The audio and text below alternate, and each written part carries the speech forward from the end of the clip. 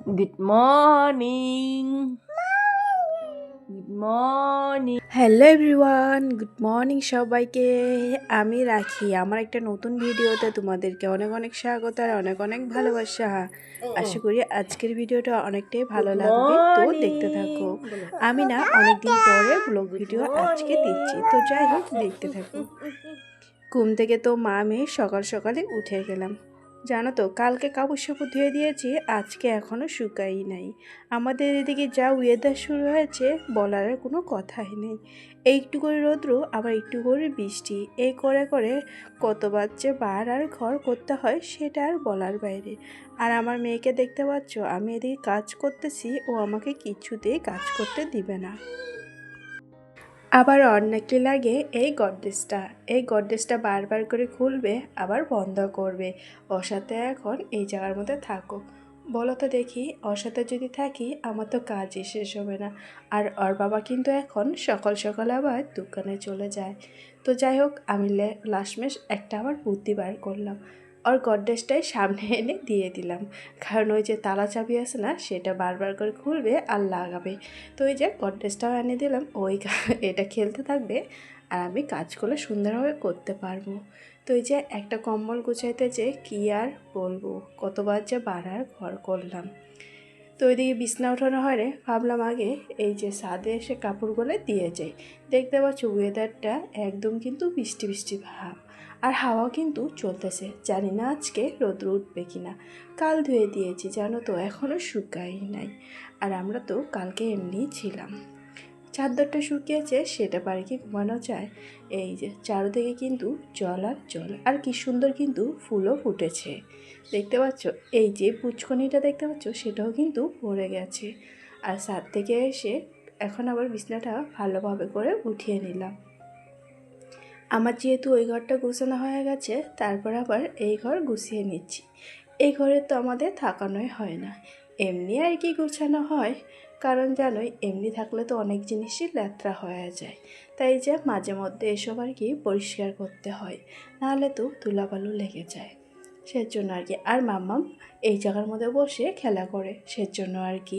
আর না হলে না পিঁপড়া হয়ে যায়, জানো তো বাচ্চা কাচ্চা জানোই, কিছু একটা ফেলায় দেয়, ওকে খাইতে দিলে সেটাতেই কিন্তু পিঁপড়া সৃষ্টি হয়ে যায়। তো ওই যে দু একদিন পর পরে কিন্তু আমাকে পরিষ্কার করতে হয় আর কি।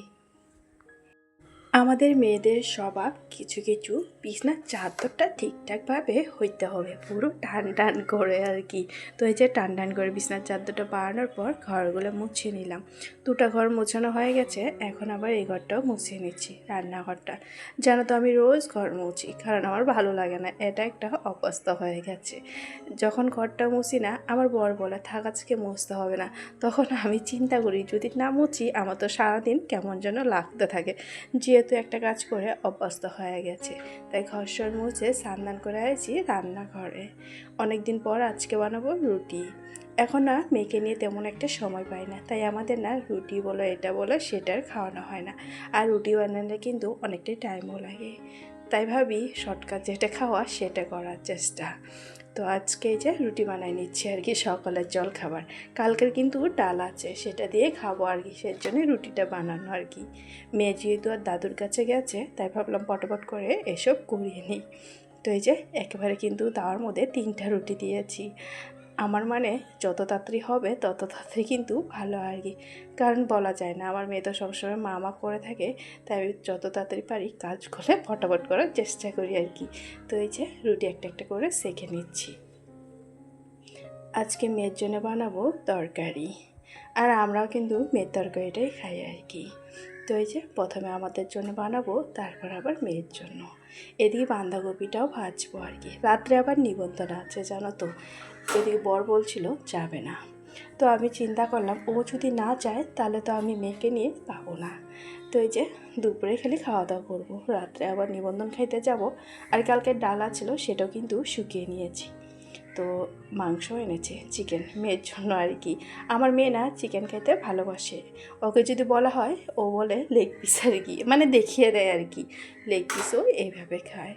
সেজন্য ওর বাবা যখন আনে আর কি, বাড়িতে যখন মাংস আনার দিন থাকে, আমাদের আবার তো এই যে রান্নাবাড়ি শেষ করে এখন বাজারে যাচ্ছি আর কি, রেডি হয়ে নিয়েছি। মেয়েকে রেখে যাব, কারণ এই বৃষ্টি রোদ্রু করে না আজকে এতটাই রোদ্রু দিয়েছে, সেজন্য আজকে মেয়েকে রেখে যাবো। ও আর আমি যাবো।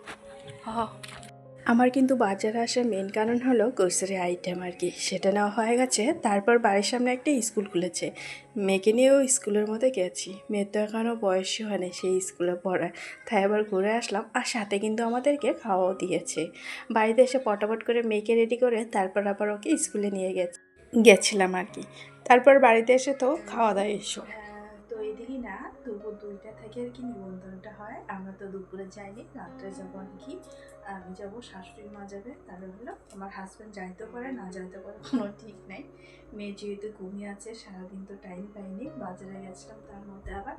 তো এখন আর কি আইব্রো করবো ওই যে প্লেট দিয়ে ঘরের মধ্যে চলবো। এখন পার্লার তো দূরেরই কথা, পার্লারের নামও নেই না, কারণ আমার মেয়ে জানো আমাকে একটুকু সময় দেয় না। এখন ও ঘুমিয়েছে, অল্প ভিডিওর কাজ ছিল, এডিটিংয়ের কাজ ছিল, সেইগুলো কমপ্লিট করলাম। এখন একটু আইব্রোটা করবো, তারপর আবার রেডি করবো।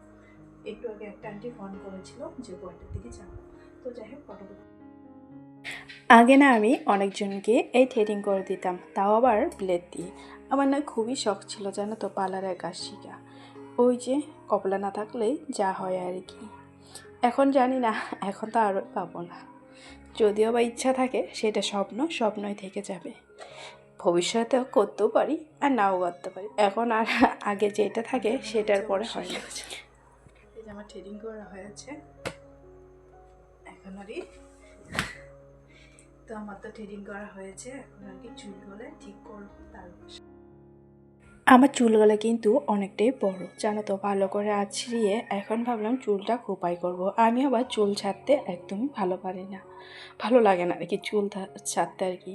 তো এই যে শাড়িটাও বের করে নিলাম, মামামের কাপড়ও বাই করে রাখছি। আর ওকে ফোন করলাম, ও নাকি যাবে, আমরা যাব, ও একটু পরে যাবে আর কি। তো এই যে আমাদের বাড়ি থেকে বেশি একটা দূরে না, তো আন্টির সাথে কিন্তু এসেছি আর কি। আর বাবা একটু পরে আসবে আর কি, আমাকে বললো তুমি যাও আমি আসতেছি। তো এই যে শাশুড়ি মায়ের যা কিন্তু গিফটটা দিয়ে দিল। তারপরে দিকে পকোড়া আর কিন্তু জিলাপি নিয়ে নিয়েছি। আর দিকে কিন্তু খাওয়ার দোকান অনেকটাই বসেছে আর কি। ওইদিকে শাশুড়িগুলো আর কি আমার মাম্মাম। তারপরে দিকে দই বড়া নিচ্ছি, মেয়েকে যদি নিয়ে আছে তাই শাশুড়ির জন্য নিয়ে যাচ্ছি, আর আমিও যাই বসে খাবো। আর চাউমিনও নিয়েছি কিন্তু। তো ওই আন্টিকেও দিয়েছি আমি এনে, তাই আন্টিকে বললাম তুমি যে নিয়ে আসো, চাউমিন যদি খাও নিয়ে আসো, কারণ আমি নিয়ে এসে বসে গেছি। এটা আবার অ্যাসামিস জানো তো, অ্যাসামিস নিবন্ধনটা বলি কিসের আর কি, ওই যে দুয়ারি তুলনী বিয়া আছে না, সেটাই কিন্তু এই বাচ্চাটার তুলনী বিয়া আর কি। তো এই যে আমরা এখন খাইতে যাব, আর ও কিন্তু এসেছে আর কি। এখন যেহেতু ভিড় আছে তাই একটু পরে যাব বসার জন্য আর কি। আমরা কিন্তু বসেও গেছি খাইতে আবার। আমার মেয়ে তো আমার সাথে বসে গেছে, ওইদিকে মা আর ছেলে বসেছে। আমি আর আমার মাম্মাম বসেছি, আর ওইদিকে মা ছেলে বসেছে। তারপর তো দিয়ে দিল জল 1 বোতল করে। এত কিছু খাওয়ার পর কি ভাতটা খাওয়া যায় বলো তো দেখি? আর কত কিছুতে দিয়েছে কি আর বলবো। আমার মাম্মামকে দেখো, সে তো চুপটি করে বসে আছে, তো পাতা দিয়েছে। আর আমার মাম্মামের অবস্থা দেখো, সে তো পাতা নিয়ে এত নাচানাচি করতেছে কি আর বলবো। এদিকে প্রথমে ভাত, তারপর ডাল, তারপর ওই যে তন্দুরি রুটি কিন্তু দিয়ে দিয়েছে। এদিকে মাম্মাম কিন্তু তন্দুরি রুটিটা আবার আমাকেও দিয়ে দিয়েছে। আমার এটা আবার অত একটা ভালো লাগে না, তাই বরকেও দিয়ে দিয়েছি, আমারটাও মেয়েরটাও দিয়ে দিয়েছি। তারপর তো এইসব খাওয়া যায় বলো দেখি। তারপর তো চিলি চিকেনও দিয়েছে, মুড়িঘণ্ট দিয়েছে, চিলি চিকেন দিয়েছে, একটার পর একটা কিন্তু দিয়েই যাচ্ছে। তারপরে এই যে মাছের পাতুরি কিন্তু দিয়েছে আর কি, সর্ষা দিয়ে করেছে। খাওয়া বলে কিন্তু অনেকটাই টেস্টি ছিল। তো খাওয়া দাওয়া করে এখন একটু বসে আছি, তো টাটা।